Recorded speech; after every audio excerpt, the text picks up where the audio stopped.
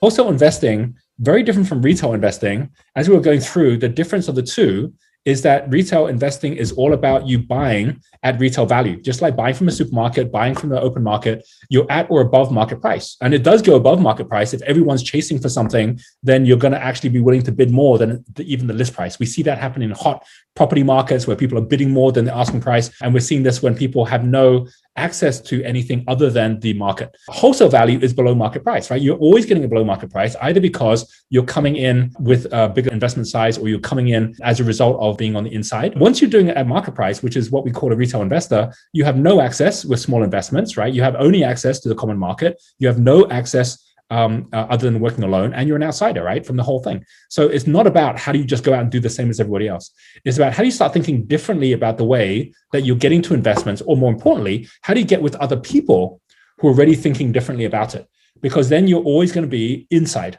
Right? When you're inside, it's about knowing how to get to things off market, which means before they even get to the market. Now, the person that I'm actually going to get to join us right now, he is the founder of this company here, which is called Wealth Migrate. And Wealth Migrate has been doing exactly this, taking wholesale opportunities, which are commercial properties, and making them available to people for not a lot of money at all, because effectively it's crowdfunding the actual property deals. And the person I'm going to introduce to you is Scott Picken. All right, how are you doing, Scott? Yeah, very good, Roger. Great to be online. Thanks for inviting us. Most of you probably have heard of some kind of property crowdfunding platforms, but most of those happen to be in a particular country, whereas what Scott and his team have done is gone out and actually got licenses across everywhere, like Australia, UK, South Africa, America, to be able to actually have a global platform. So just before we come back down to how you create wholesale value, let's go the opposite, which isn't so much how you become on the inside, but how do you think globally? Can you talk for a moment about your vision or view of the extent to which people are going to be thinking about portfolios as global, especially property, global portfolio, instead of just trying to buy in their particular local area,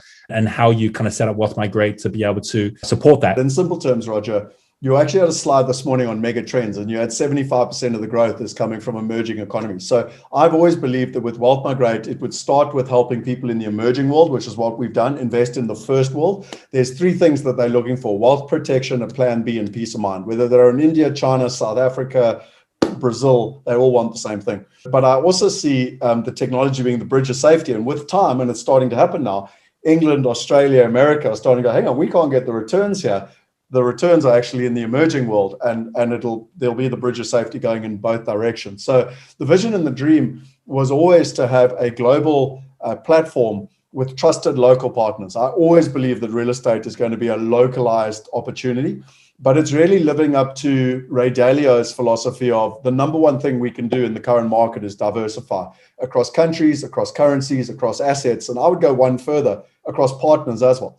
You don't want to be all your money with one partner and they Lehman Brothers and they go bankrupt, And what's really important is that on our platform, you could argue and say, well, I've got all my money with you. No, you don't, because it's with trusted partners all over the world. It's with third-party people that are looking after your money. So we could actually disappear and you still got your investments in all different parts. And I'd love to, if you don't mind, share two things with your group today. Firstly, I'd like to share the value chain. So this is it's such an interesting slide, and you actually had it coming up on the website, but I'll just show it very quickly.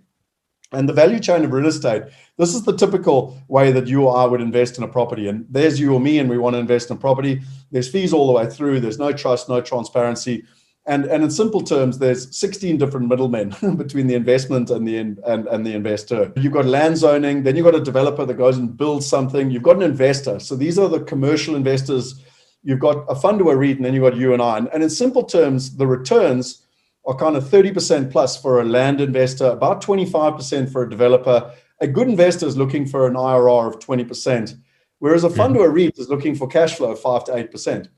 And then you and I come along and we wonder why we can't beat inflation. And my attitude to people always is, why don't you just like with Uber, you cut out all the middlemen. Why don't you just invest directly at this level up the value chain? This is the wholesale piece you're talking about, and or even get involved in a development. And if I share with you very quickly here, because I literally want to do this for you in a couple of in a minute, is that if you wanted to invest anywhere in the world, you would literally have to fly to that country. You would have to set up a bank account. It's structures, it's tax, it's compliance. It's extremely, extremely difficult. I'm literally logging in live for you now, and I just wanted to share something with you. You can put in all your different portfolios and amounts.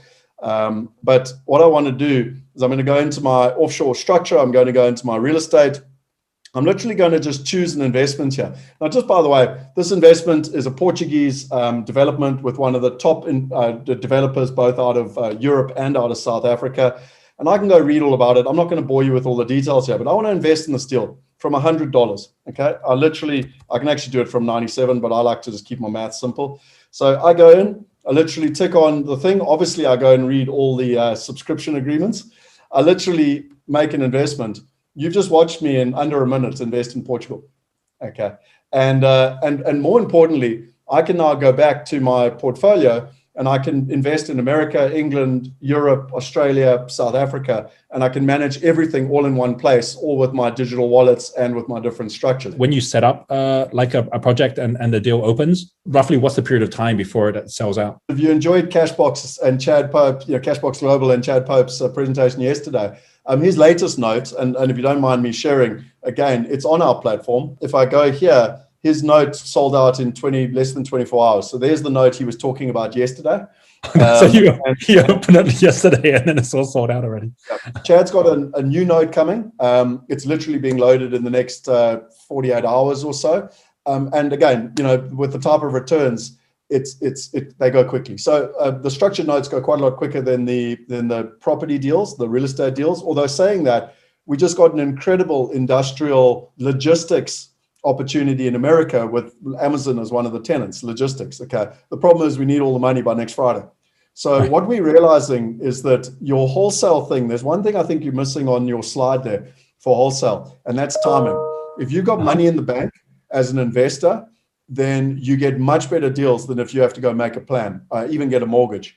And so what we're finding is that the really good below market and off market deals are when you got cash in the bank. And one of the benefits of our platform is because the wallets are already funded, we're not moving money or whatever. We can say to someone, yep, we can close by next Friday. And that's significantly important. One is the technology. Chad's deal, you can invest on our platform from $100. But the problem is if I'm paying you $4 a quarter, which is adding up to your 16%, it costs $20 to do a bank like ETF transfer. It's like impossible. But when you've got a digital wallet, you can just do it straight away. So that's the first thing. The regulation's a massive thing. I mean, we've been campaigning to get a license here in South Africa. We're the first one on the continent to get a license. It took us 10 years, but we got it. We got it 4 months ago. So I think it's a massive change around the world of how things, the regulators are now embracing the space. But the third one, and the one that I think is even more important, is the world is waking up to the fact they can take control. They're not handing over control anymore to their financial advisor or whatever. And I think that's probably the bigger wave of change than anything else, is that we're now solving people's problems versus with the early adopters, it kind of felt like we were kind of dancing on the sideline and no one cared. Now people really seem to care about their money and want to take control. And I just want to add one thing to what you said, is that, I thought we would only do property. I love property. That's what I've always done. And it was actually Chad that deserves the credit. He came along and said a structured note, and I'd never even heard of a structured note. I was like, what is that? And I presume we would never be able to put that on our platform. And credit to our team, our platform actually can put anything on that's in the primary market. So the secondary market is a stock market. The primary market is anything. It's property, it's private equity, it's structured notes, it's solar, green energy, it's convertible debt, everything. So we've actually done all of those. We've even done a venture capital fund. And what we're realizing is that there's a massive shift to people wanting to get into alternative investments, but not go through funds. They want to invest directly and cut out the middleman, basically.